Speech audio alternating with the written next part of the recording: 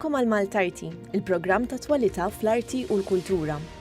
F'dan l-episodju se nixħtu dawl fuq Ardalam u fuq meta ġrejna wara x-xemx, id-dramm il-ġdid ta' Clive Piscopo. L-ħadd, 6 Ottubru, Heritage Malta ser torganizza Eko Dalam. Dina hija attività miftuħa għal pubbliku, speċjalment għal familji kollha, li jistgħu jiġu hawnhekk bejn id-9 ta' filgħodu u l-4 ta' filgħaxxija, għalkemm aħna nibqgħu miftuħin sal-5 u hawnhekk ħajsibu ħafna attività rigward l-ambjent, ambjent naturali, ambjent urban, ambjent tipi differenti ta' ambjent li ħajkun hawn għaqdiet governattivi u mhux governattivi li ħajkunu qed jorganizzaw attivitajiet u jagħtu informazzjoni dwar dana il-suġġett vera interessanti. Fost l-affarijiet li ħajkun hawn informazzjoni dwar diskart, informazzjoni dwar l-ambjent naturali, informazzjoni dwar is-siġar u aspetti oħra tan-natura.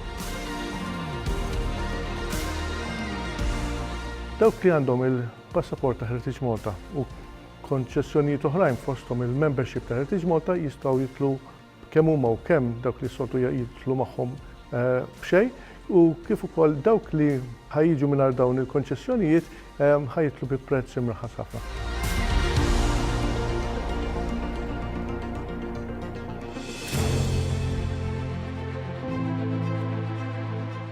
L-istorja ta' meta ġrejna wara x-xemx bdiet sentej ilu xtaqt nikteb dramm fuq il-ġenerazzjoni tiegħi, jiġifieri fuq dawk li għexu it-tmeninijat u d-disajnijat, dawk li ħaqna l-aħħar ġiri fit-triq u kellna tfulija mingħajr mobiles u teknoloġija u llum l-edha l-tħutt tagħna hija kollha teknoloġija.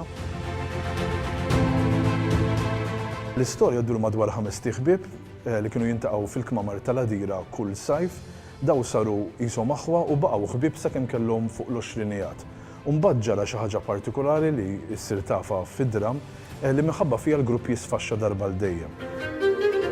Id-dramm jibda propju din is-sena fl-2019 meta il-mewt mhux mistennija ta' wieħed minnhom taqqat il-grupp u jirrealizzaw li għad baqa' l-aħħar sigriet li għad iridu jsiru jafu sigriet li ħajaqilbilhom ħajjithom ta' taħt fuq. Dan id-dramm ħajdaħħaq kif ukoll ħajżommkom samrin mas-siġġu biex taraw kif tiżvolġi l-istorja, l-unika ħaġa li ħanajt huwa li d-dramm ħajspiċċa b'mod differenti kull serata. Għaliex 4 endings miktubin għal dan id-dramm u ħatkun xi ħaġa li ħatiġri fuq il-palk dakinhar li ħatiddetermina kif ħajspiċċa id-dramm. Ġifieri laqqas l-atturi u l-udjenza mhu ħajkunu jafu kif ħajspiċċa dakinhar. Id-dramm ħajtella ġewwa Spazju Kreattiv nhar 18, 19 u 20 Ottubru u l-weekend ta' wara. Aktar informazzjoni tista' ssibuha minn fuq il-paġna ta' Facebook meta ġrejna wara x-xemx jew il-website ta' Spazju Kreattiv.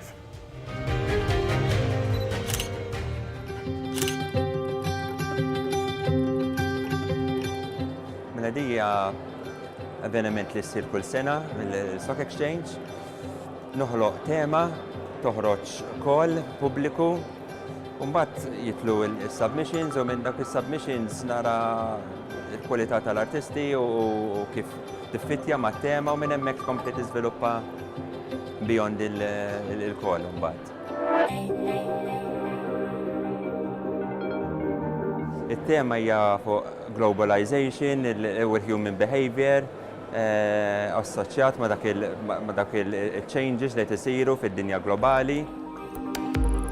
Għandna 6 artisti lokali qed jessibixxu flimkien fuq it-tema li għandna li hija A Portrait of Selves.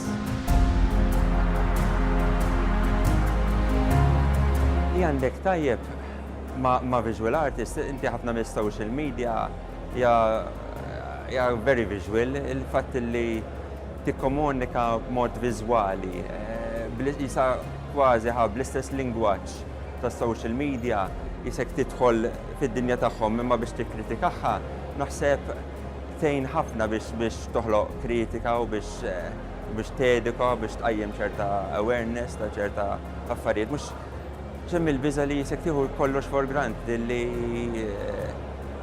jidħlu ċerta drawiet, tidħol mas-sistema u ġast tidħol mal-massa, ma' di l-attitudni. Għandna x-xogħol ta' Eliza von Borgdorf, l-installation tagħha huwa fuq l-online dating apps. Jinteressaħħa li daw il-profili nħolqu li jkunu sempliċi imma fl-istess ħin qed jgħidu ħaġa ma kapaċi jfissru mod ieħor, tinti isa kważi manipolazzjoni. Għandek ix-xogħol ta' Matthew Schembri huwa għandu an interactive installation, huwa interessat ħafna fil-idea ta' time on device ta' kemm nagħmlu ħin kontinwu fuq id-devices tagħna. Għandek ix-xogħol ta' Margarita Poulet, għandha element performative ukoll fejn hija tkun isa uffiċjal li b'mod sistematiku timmaneġġja l-offerti tal-mistednin u tal-parteċipanti u tihom biċ-ċoħobs.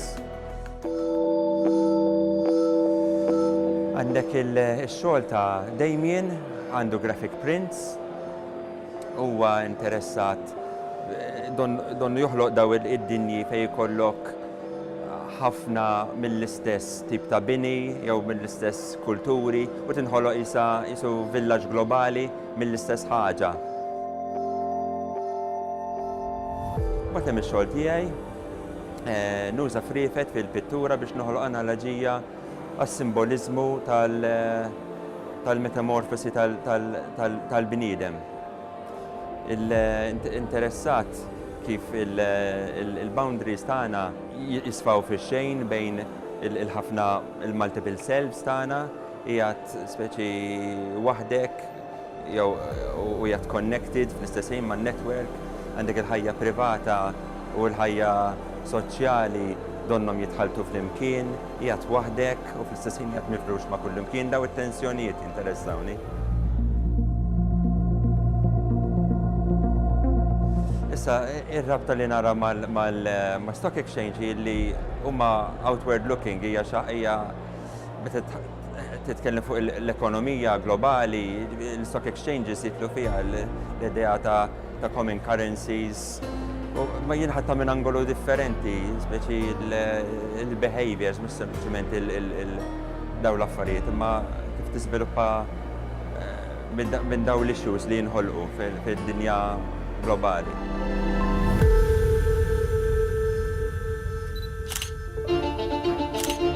Inħares lejh u ma narax il-firda illi ġimġiel juri bla waqfin, għax mingħajr ħiel ta' soba f'kejla milu, inbidel f'bejta rżina ta' ħolqien. Inselmulkom.